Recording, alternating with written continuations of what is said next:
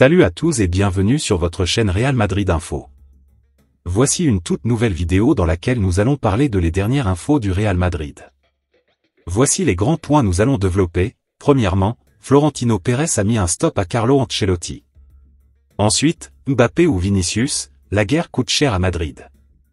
Et, le Real Madrid visé par une violente attaque. Et d'autres infos du Real Madrid. Je vous explique tous dans quelques secondes. Donc, restez juste qu'à la fin de la vidéo pour ne rien manquer.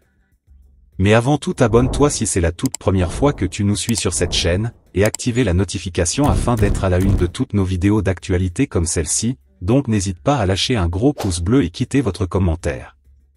Si c'est fait les amis, on y va. Le coup de pression d'Ancelotti à Mbappé et ses attaquants contre l'Atlético. Selon Marca, Carlo Ancelotti a poussé un gros coup de gueule contre ses attaquants, dont Kylian Mbappé, à la mi-temps du match contre l'Atlético de Madrid 1, samedi en les menaçant de les remplacer très vite. Régulièrement loué pour son calme et son flegme, Carlo Ancelotti s'est également haussé le ton. Selon Marca, l'entraîneur du Real Madrid a sèchement recadré ses attaquants à la mi-temps du choc contre l'Atlético de Madrid 1, samedi. Il a reproché à Kylian Mbappé, Vinicius, Jude Bellingham et Rodrigo de livrer des prestations de solistes et pas vraiment au service du collectif. À plusieurs reprises, les trois premiers nommés se sont ainsi retrouvés dans la même zone pour toucher le ballon. Ancelotti s'en est d'ailleurs agacé pendant le premier acte en multipliant les gestes depuis son banc de touche pour pousser ses joueurs à ouvrir davantage d'espace. Il leur aurait spécifié de manière plus verbale et directe à la pause. Soit on fait ce qu'on a préparé, soit il y aura des changements immédiats, aurait lancé l'ancien entraîneur du PSG 2011-2013. Il visait notamment Vinicius, pointé du doigt pour trop venir dans l'axe avec une propension à marcher sur les pieds de Mbappé et Bellingham. La réponse des joueurs au message de leur entraîneur n'a pas attendu. Kylian Mbappé a en effet égalisé peu de temps après le retour des vestiaires 50e minute en reprenant victorieusement une frappe de Bellingham contrée après un superbe débordement de Rodrigo.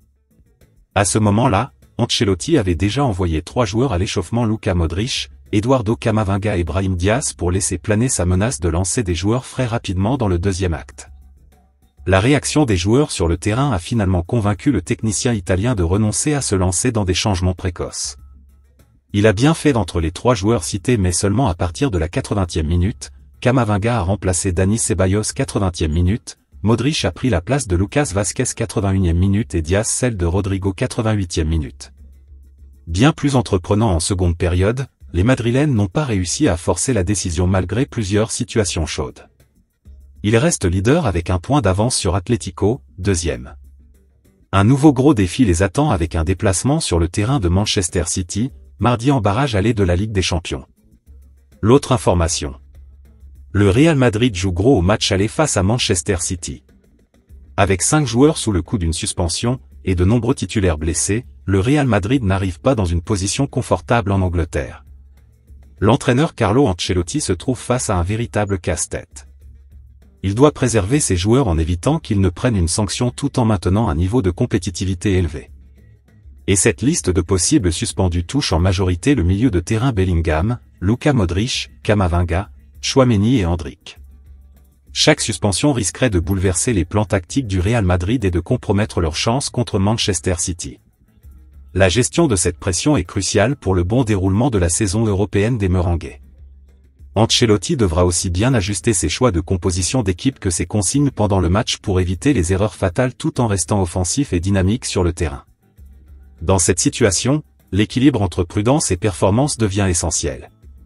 Si Aurélien Tchouaméni venait à être suspendu, cela représenterait un grand coup dur pour la défense du Real Madrid. En effet, avec plusieurs défenseurs déjà blessés, le milieu de terrain français est devenu, par les circonstances actuelles, un maillon clé dans l'équilibre défensif. Sa suspension priverait l'équipe de l'un de ses joueurs les plus solides, forçant Ancelotti à ajuster davantage sa défense face à l'attaque redoutable de Manchester City. Cette pression supplémentaire met un fardeau psychologique sur les joueurs, qui doivent maintenir leur calme tout en affrontant l'un des plus grands clubs d'Europe. La stratégie d'Ancelotti sera donc de les faire jouer de manière équilibrée, sans les brider, tout en gardant à l'esprit les risques de suspension. L'autre information. Ancelotti détient la formule pour permettre à Rodrigo de briller contre City. Contre l'Atlético de Madrid samedi dernier, Rodrigo a réalisé une très bonne prestation qui devrait lui assurer une place de titulaire dans le 11 de Carlo Ancelotti. Samedi, dans le derby, comme souvent, le danger est principalement venu du côté droit et de Rodrigo, à l'origine de l'égalisation de Kylian Mbappé. Le Brésilien poursuit son excellent début d'année 2025, dans lequel il a déjà inscrit 7 buts et 4 passes décisives. S'il a parfois pu s'agacer d'être moins exposé en tête d'affiche que le trio Vinicius Junior, Kylian Mbappé et Jude Bellingham, Rodrigo est un élément indispensable de l'attaque du Real Madrid. Selon AS, il devrait être l'un des 11 non cochés par Carlo Ancelotti pour le barrage aller de Ligue des Champions contre Manchester City. Le quotidien espagnol indique que le coach italien devrait aligner le Brésilien dans le trio d'attaque, derrière lequel pourrait figurer un milieu à 4 têtes. Ce plan de jeu serait l'option privilégiée contre Manchester City. Ce système à 4 milieux de terrain, Carlo Ancelotti a déjà l'occasion de le tester et notamment face à Manchester City la saison passée.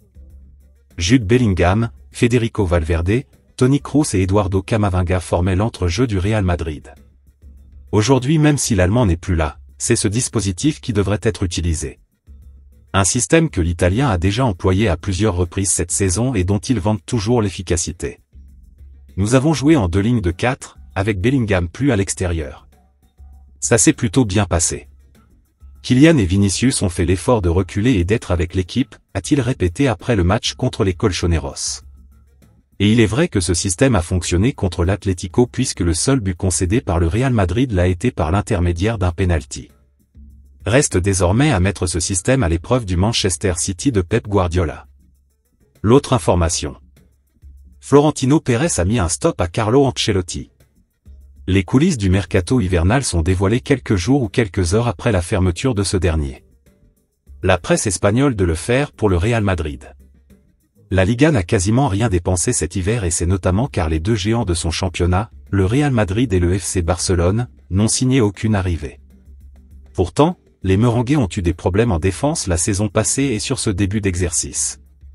Un latéral droit pour pallier la blessure de Dani Carvajal ou un défenseur central pour éviter à Aurélien Tchouaméni de dépanner en défense centrale comme il le fait actuellement pouvait être recruté pour étoffer ce secteur, mais le géant espagnol n'a pas souhaité recruter. Pour quelle raison? Dans son fil Mercato du jour, AS a dévoilé les coulisses derrière ce choix étonnant. Selon le média espagnol, la raison est 100% économique. Le Real Madrid avait bien sûr les moyens pour investir pendant le mois de janvier, mais ne voulait pas acheter n'importe comment. Il est aussi révélé que Madrid avait la possibilité de signer un défenseur, mais ne l'a pas fait parce que Florentino Pérez, qui a le dernier mot, ne voulait pas le faire. Le président madrilène n'a pas donné son accord à la demande de Carlo Ancelotti, ajoute AS. Il n'a pas forcément eu une bonne inspiration puisque le lendemain de la clôture du mercato hivernal, le Real Madrid a annoncé la rechute de David Alaba.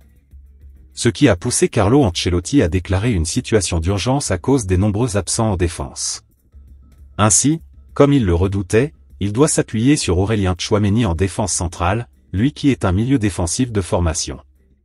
Il associe le français au jeune Raúl Asensio, alors qu'Antonio Rudiger, lui aussi, indisponible pour quelques semaines. L'autre information. Mbappé ou Vinicius, la guerre coûte cher à Madrid. Après le nul contre l'Atlético de Madrid, le Real Madrid a vu fondre son avance sur le Barça, revenu à 2 longueurs. La presse espagnole accuse Kylian Mbappé et ses coéquipiers de ne pas être au niveau face aux grosses équipes. Drame face aux grands. Ce lundi, le quotidien sportif espagnol AS, plutôt proche du Real Madrid, ne fait pas de cadeau à Carlo Ancelotti et ses joueurs en mettant en avant ce que toute l'Espagne remarque. À savoir que les Madrilènes n'arrivent plus à faire la différence lorsque le niveau s'élève. Et forcément, à la veille du déplacement à l'Etihad pour le match aller du barrage contre Manchester City, on ne fait pas le malin du côté de Santiago Bernabéu. Car, comme le fait remarquer notre confrère, à l'exception de la spectaculaire victoire 5-2 contre Dortmund le 22 octobre dernier, après avoir été mené 0-2, le Real Madrid a ensuite perdu contre Liverpool, l'AC Milan, 2 fois contre le Barça, et n'a pas été capable de dominer l'Atlético de Madrid. Le constat est implacable et les flèches se préparent en cas d'échec mardi soir à Manchester. Forcément, les médias espagnols cherchent des coupables dans cette baisse de régime du Real Madrid lorsque les Merengues affrontent des équipes de leur niveau. Et revient inévitablement la concurrence que Kylian Mbappé et Vinicius Junior se livreraient pour être la star du club. Si l'ancien joueur du PSG tire désormais la couverture à lui, certains anciens joueurs madrilènes estiment que Florentino Pérez doit prendre ses responsabilités et prendre une décision fracassante. Peja Mijatovic, ancien attaquant monténégrin du Real Madrid et désormais consultant pour la cadena SER, n'y va pas par quatre chemins et estime que le président de Madrid doit tout simplement mettre la star brésilienne sur la touche et laisser Kylian Mbappé à la manœuvre. De nombreux supporters du Real, qui louaient les mérites du joueur brésilien depuis des années, sont à présent passés dans le camp Mbappé et poussent Florentino Pérez à enfin agir, estimant que cela pourrait de nouveau remettre leur club sur les rails et de nouveau en faire une terreur en Espagne, mais aussi en Europe. Selon AS, le patron de la Maison Blanche n'a pas du tout l'intention de céder à ces demandes venues de l'extérieur, Pérez estimant que les deux stars peuvent cohabiter au moins jusqu'à la fin de la saison. L'autre information. Le Real Madrid visé par une violente attaque du président du Séville FC après ses charges contre l'arbitrage. Récemment, le Real Madrid a communiqué sur ce qu'il jugeait être des erreurs d'arbitrage. Avec ses communiqués et son boycott de la réunion de tous les clubs de Liga, les Madrilènes sont seuls contre tous dans cette affaire. En Espagne, la Liga et le Real Madrid n'ont pas passé une semaine très tranquille. Les Merengues sont montés au créneau face à des erreurs d'arbitrage, qui leur ont coûté des points. Pour protester, les Madrilènes ont même décidé de boycotter la réunion de tous les clubs de Liga. Une décision qui rend fou de rage José María del Nido Carrasco, président du FC Séville. À l'occasion de la rencontre Séville-FC Barcelone, il s'est exprimé: la déclaration du Real Madrid sur les arbitres est intolérable et inacceptable. Elle remet en cause l'honneur des arbitres et de la compétition. Avant de continuer sur d'éventuelles sanctions. Le monde du football doit dénoncer publiquement et devant les tribunaux une déclaration qui porte atteinte à l'intégrité du sport. Mais le pire, c'est qu'elle n'attire pas notre attention. Cette polémique autour de l'arbitrage a eu le don de faire parler certains acteurs du football espagnol. Tous ont PRI parti contre le Real Madrid, jugeant que l'arbitrage avait tendance à faire des erreurs, les avantageant plus d'une fois. Aviel Tebas, Gérard Piqué ou même l'Atlético de Madrid font partie de ceux qui ont élevé la voix face au comportement des Merengues.